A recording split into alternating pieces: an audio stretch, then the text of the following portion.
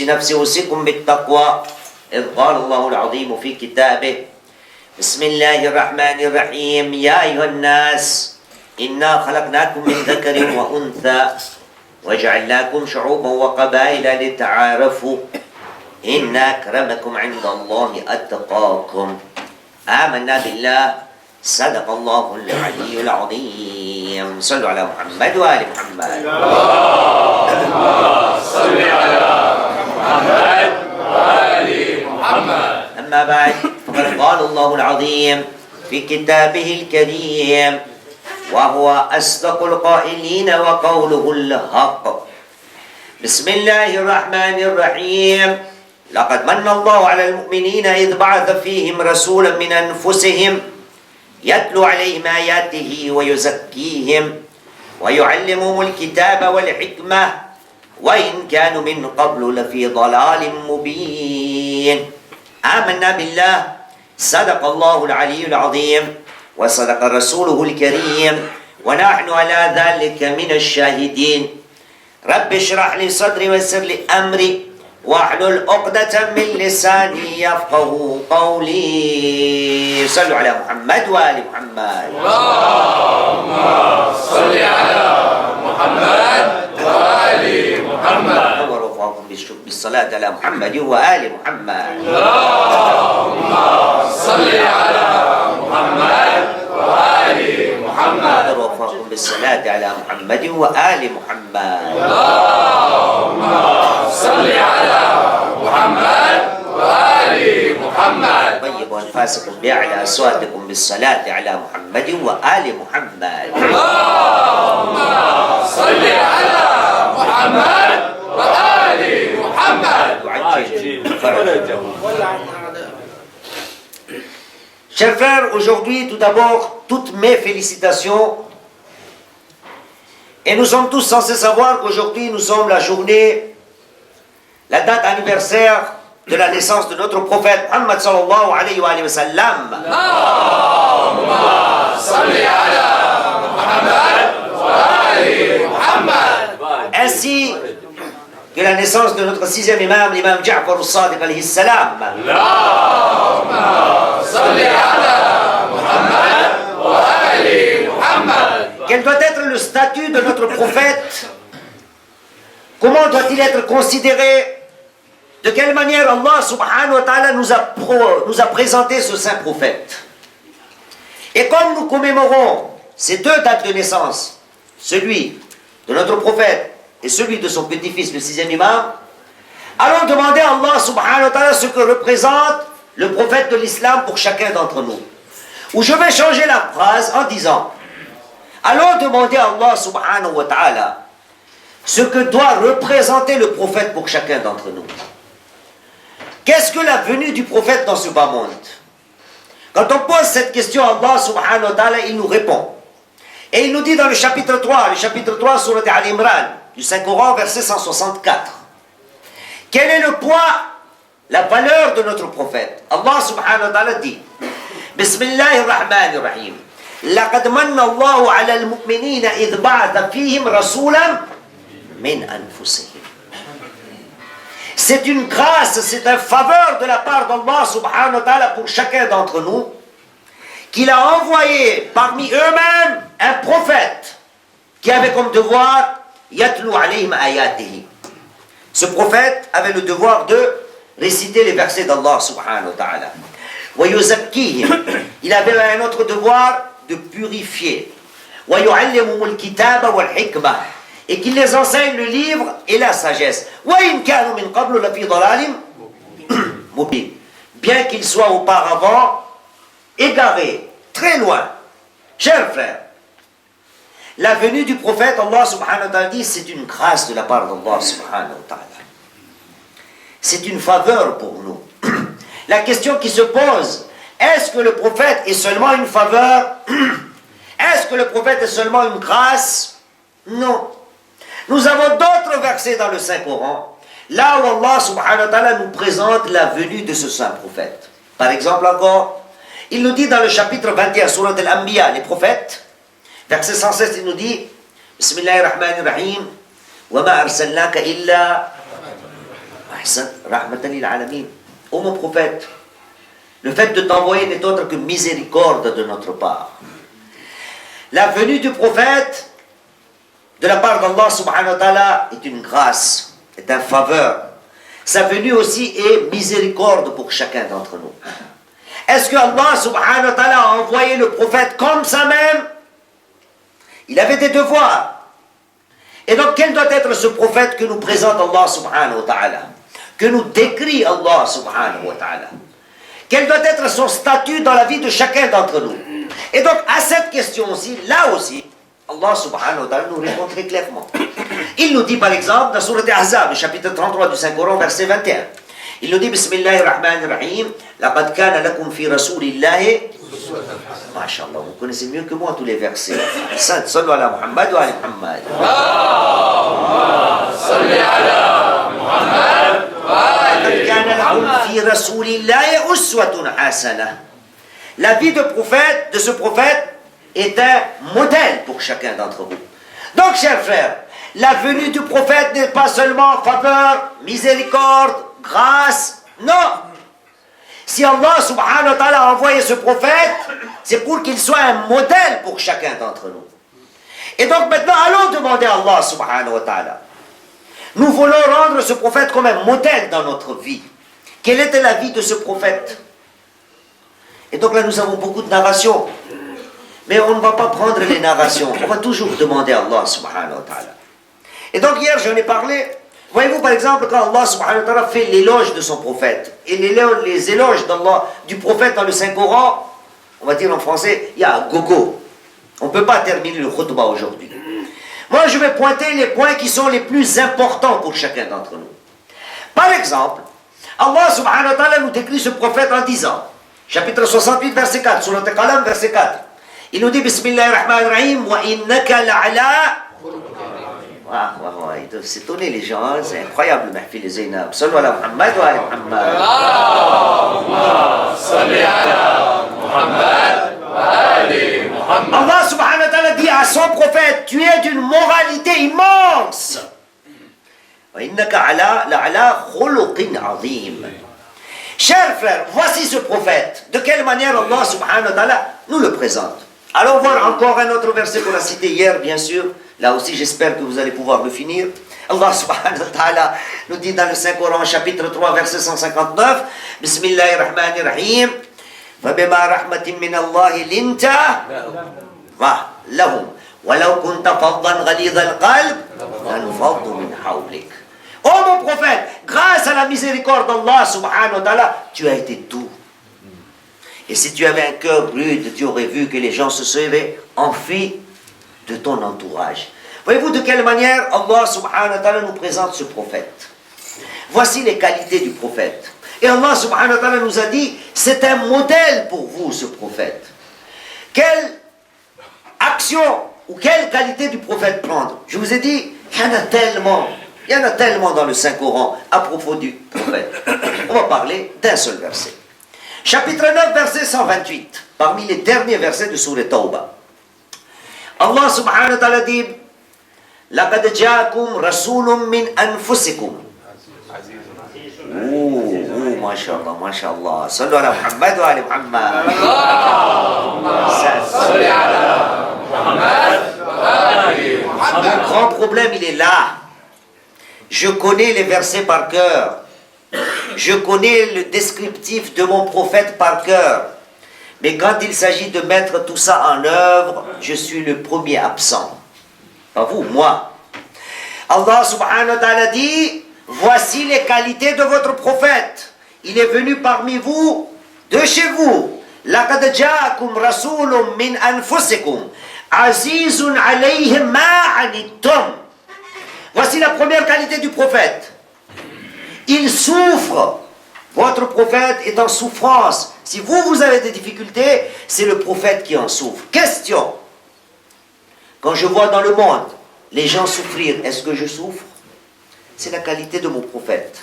Allah subhanahu wa ta'ala dit, c'est un modèle pour vous. Harisun alaykum.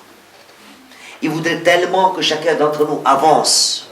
Le prophète voudrait que chacun d'entre nous avance dans sa vie quotidienne. Est-ce que je me suis posé la question, est-ce que j'ai cette qualité-là, le fait de me dire que je dois avancer, ou je suis toujours là où j'étais? Et là aussi, nous avons beaucoup de narrations. Par exemple, notre premier imam, l'imam Ali ibn Abi Talib alayhi salam.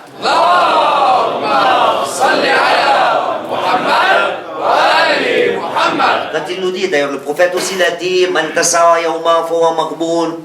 Déjà entendu cette narration. Man tasawa yawma fahuwa mal'oun. Nous avons cette narration-là aussi.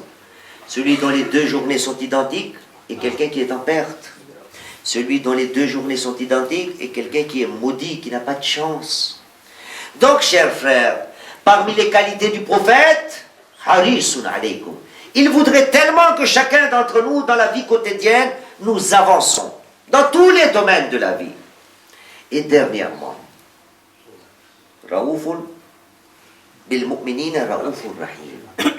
Et ce prophète est compatissant et miséricordieux vis-à-vis ou envers les croyants.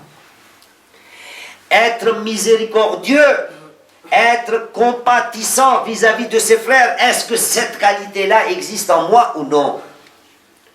Quand je pense aujourd'hui à la naissance de mon prophète Muhammad sallallahu alayhi wa sallam,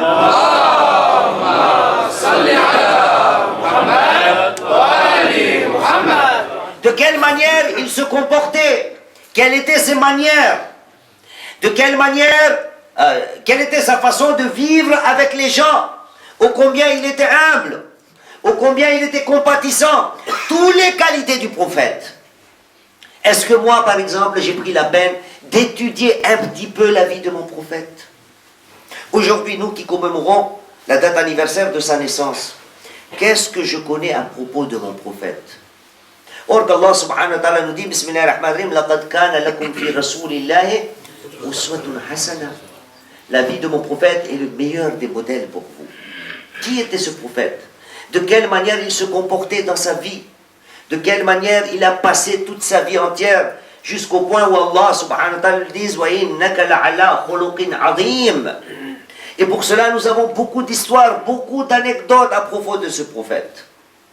Et bien sûr, en même temps, nous commémorons la date anniversaire aussi du 6e imam, l'imam Ja'far al-Sadiq alayhi salam. Allahumma salli ala Muhammad wa ali Muhammad. Le 6e imam n'est autre qu'un notre représentant du prophète. Et lui aussi nous dit, nous sommes vos modèles.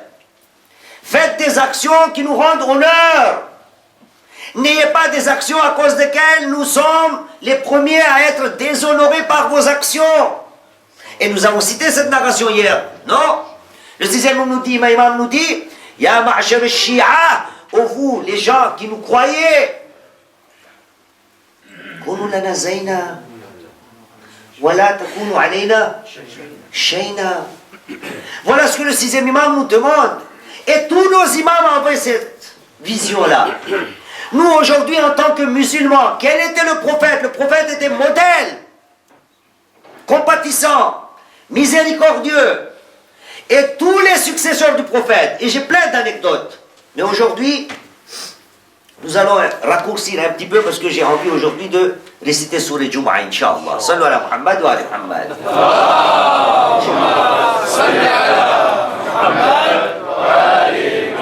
Cela pour que vous sachiez, si je ne récite pas Surah Al-Jumu'ah, c'est parce que je prends beaucoup de temps dans mon khutbah. Donc c'est pour vous alléger.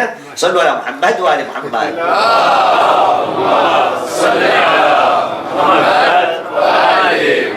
Et donc une seule anecdote, une seule. Et essayons de réfléchir. Qui était le prophète? Qui étaient ses successeurs? Jusqu'à quel point ils étaient justes dans leur vie, jusqu'à quel point ils se comportaient dans la vie de telle manière à faire attention aux petites choses, les minuscules, auxquelles nous ne faisons pas attention. Bien sûr, nous ne pourrons pas être comme le prophète, mais essayons de tendre vers les actions du prophète. C'était un modèle pour nous. Et qui vient à la place du prophète? Notre premier imam, l'imam Ali ibn Abi Talib alayhi salam.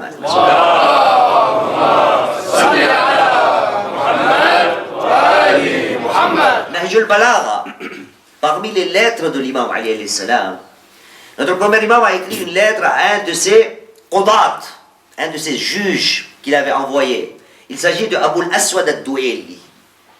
Et les gens qui comprennent ici la langue arabe connaissent cette personnalité. Abu al-Aswad ad-Du'ayli est un des disciples du prophète. Et en même temps, c'est celui qui a mis les ponctuations dans la langue arabe après les ordres de l'imam Ali. Aujourd'hui, le Coran que nous avons, la langue arabe que nous avons, dans laquelle il y a les ponctuations, il y a les accents, toute cette ponctuation et tous les accents, par ordre de l'imam Ali ibn Abi Talib, a été préparé par Abu al-Aswad al-Du'ayli, quelqu'un de très proche de l'imam Ali alayhi salam. Mais voyez-vous le comportement, être compatissant, être miséricordieux, être juste. Voilà ce que nous demande la vie du prophète. Et le premier qui a voulu imiter la vie du prophète, parce que l'imam alayhi salam dit « Inni abdun min abid Muhammad ». Hein? Je suis...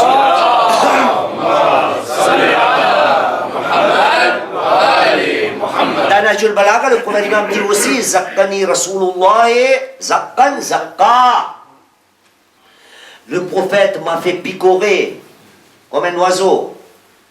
Le savoir comme un oiseau qui fait picorer, qui prend la graine dans son bec et donne à ses enfants. C'est de cette manière que le prophète m'a enseigné. Et voyez-vous, quand quelqu'un est enseigné par le prophète, quand quelqu'un essaie de suivre le prophète, voilà ce qui arrive dans sa vie. Et nous, aujourd'hui, qui commémorons la naissance de notre prophète, voilà ce que nous relate l'histoire de l'imam Ali et cette lettre de Nahjul Balagha à Abu al-Aswad ad-Du'ayli. Vient un jour où l'imam Ali alayhi salam lui écrit une lettre et lui dit, à partir d'aujourd'hui, on te retire ta place de juge. Compagnon du prophète, c'est lui qui a fait tout pour mettre en œuvre la langue arabe, la ponctuation du Saint-Coran. Il est qadi, il est juge, et l'imam Ali lui écrit une lettre, à partir d'aujourd'hui, tu laisses ta place. Tu n'es pas digne d'être mon représentant. Ajib. Qu'est-ce qu'il a fait Abu al-Aswad al-Du'ayli? Et voyez-vous, un juge, un qadi, il a beaucoup de facilité. Il a un palace, il a des serviteurs.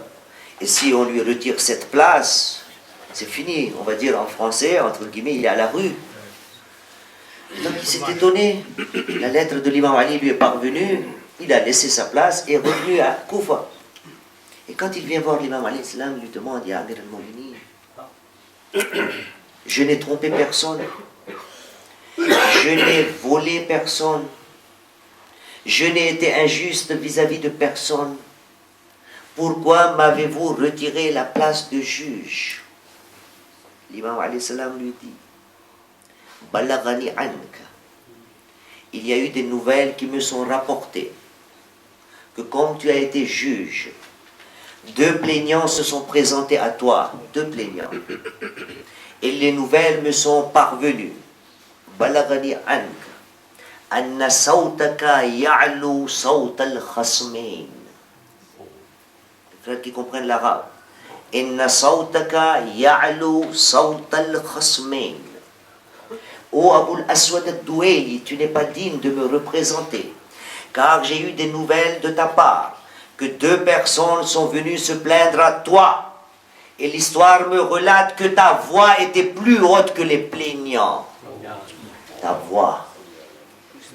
Inna sawtaka ya'lu sawt al-khasmain. Voilà pourquoi tu n'es pas digne de me représenter en tant que juge. Voyez-vous, c'est une petite chose. Même quand je ne suis pas capable de maîtriser ma voix, l'imam alayhi salam lui dit, tu ne peux pas être mon représentant. Chers frères, le prophète était un modèle pour nous, modèle de paix, modèle de compassion, modèle de miséricorde. Voilà ce que le prophète nous a enseigné. Voilà pourquoi quand nous commémorons sa date de naissance, il y a beaucoup d'autres choses dans la vie du prophète. Mais les points sur lesquels Allah subhanahu wa ta'ala, dirons-nous entre guillemets encore, a martelé, c'est le fait de savoir quel était le caractère du saint prophète, quel était son comportement, qu'est-ce qu'il avait comme savoir-vivre dans la communauté, ô combien il était humble. L'histoire nous relate et nous avons beaucoup d'anecdotes. Je vais arrêter. هذا والحمد لله رب العالمين. ربنا تقبل منا إنك أنت السميع العليم. بسم الله الرحمن الرحيم. والعصر إن الإنسان لفي خسر إلا الذين آمنوا وعملوا الصالحات وتواصوا بالحق وتواصوا بالصبر.